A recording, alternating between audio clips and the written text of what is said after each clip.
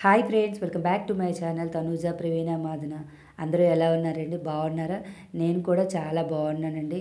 ఈరోజు కోదండరామ షిరిడి సాయి గణపతి దేవాలయం మీకు చూపిద్దామని ఈ వీడియో అయితే తీస్తున్నానండి. ఇది ఎండాడ్లో ఉంది. మా హౌస్ నుంచి జస్ట్ ఒక 1/2 కిలోమీటర్ దూరంలో ఉందండి. టెంపుల్ అయితే చాలా చిన్నది, బట్ గుడి అయితే చాలా బాగుంటుంది. చాలా పీస్ఫుల్గా ప్రశాంతంగా ఉంటుందండి. గుడిలోకి ఇలా ఎంటర్ అవ్వగానే దీపాలు అవి పెట్టుకోవడానికని ఇక్కడ ఒక ర్యాక్ లాగా ఉంటుంది. ఆ తర్వాత ఇది ధ్వజస్తంభం అండి.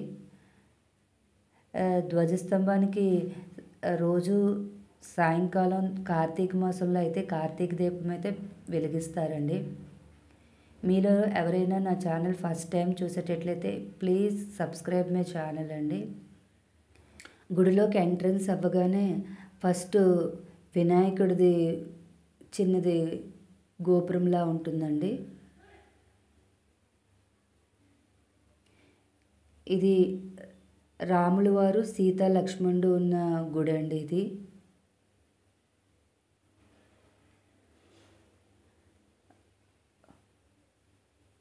పక్కన సాయిబాబా కూడా ఉంటారండి. ఈ సాయిబాబాకి ప్రతి గురువారం పాలాభిషేకం అది చేస్తారు. గుడి లోపలంతా ఇలా ఉంటుందండి చూడ్డానికి.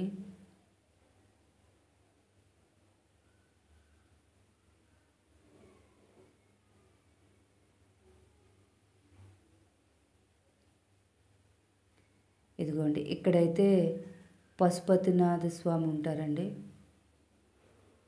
ఇదిగోండి శివుడు ఆల్రెడీ దేవుడికి అయితే అభిషేకం అయితే చేసేసారు, అలంకరణ చేసేసి అలా ఉంచారండి. చూడ్డానికైతే చాలా బాగుంటుంది. పంతులు గారు శివలింగానికి అలంకరణ అయితే చాలా బాగా చేస్తారండి. నేను రెగ్యులర్గా శివలింగానికి వీడియోలు తీస్తాను కదండి, అవి ఇవే ఈ గుడిలోనివేనండి. నా కార్తీక పౌర్ణమి వీడియోలో జ్వాలా తోరణం చూపించాను కదండి, అది ఈ టెంపుల్లోనే.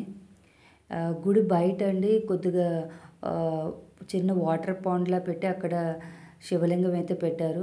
చాలామంది అక్కడ పూజలు చేసి వాటర్లో తెప్పలైతే వదులుతూ ఉంటారండి. మొన్న జ్వాలా తోరణం చూపించాను కదండి నా కార్తీక పౌర్ణమి వీడియోలో, అది కూడా ఈ టెంపుల్లో చేసిందేనండి. ఇదిగోండి, ఎవరైనా జ్వాలా తోరణం ఎలా జరగాలో చూడాలనుకుంటే నా వీడియోలో ఉంది, ఒకసారి చెక్ చేయండి. ఇంకోండి, ఓవరాల్ లుక్ అయితే ఇలా ఉంటుంది. మరిన్ని వీడియోస్ గురించి నా ఛానల్ చూడండి, సబ్స్క్రైబ్ చేయండి. Thank you for watching.